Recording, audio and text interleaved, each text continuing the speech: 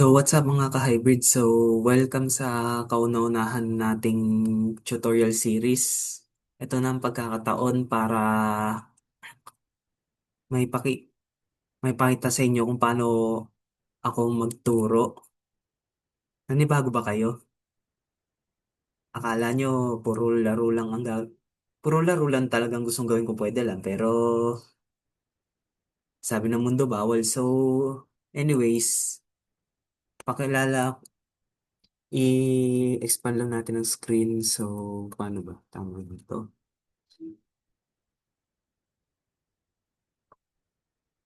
So, ayun. Ang laro na gagawin natin ng tutorial ay yung kilala nyo yung laro na solitaire. So, pag sinabing solitaire, mag-isa. So, ang card game na ituturo ko sa inyo is yung tipong pang mag-isa lang. So, pag sinabing solitaire, so iyan na sulat na yung formal definition, credits to Wikipedia. So basically, ang goal ng larong ito ay either ay makapag-clear ng baraha na which is i-demonstrate ko sa inyo sa mga susunod na videos. So sa larong solitaire, maraming variations ang pwedeng lumabas kahit kahit mismo dun sa ayun, pasensya na po, may narinig po akong umubo kaya ako tumigil.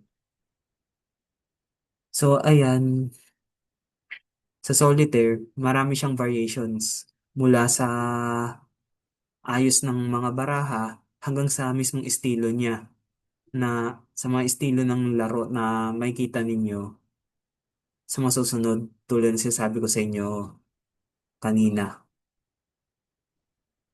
So, sa mga variations na pwede niyong asahan, bukod sa paulit-ulit na sinasabi ko sa inyo ngayon na layout ng mga baraha, meron rin tayong mga variations o yung mga pinagkaiba sa sa mga mismong setting ng laro.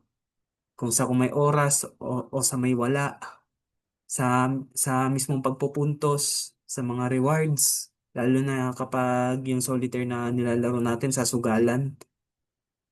I-special example natin dyan yung tinatawag nating Vegas mode kung saan pwede kayong gumamit ng draw deck ng, na paisa-isa pero isang beses nyo lang mabubuklat lahat. Ganon din sa draw 3 version niya.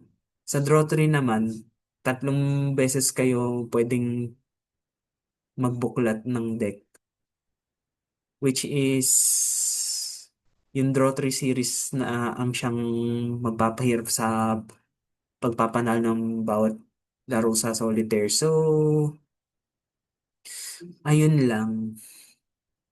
Kita-kita tayo susunod na sa susunod na parte ng tutorials natin.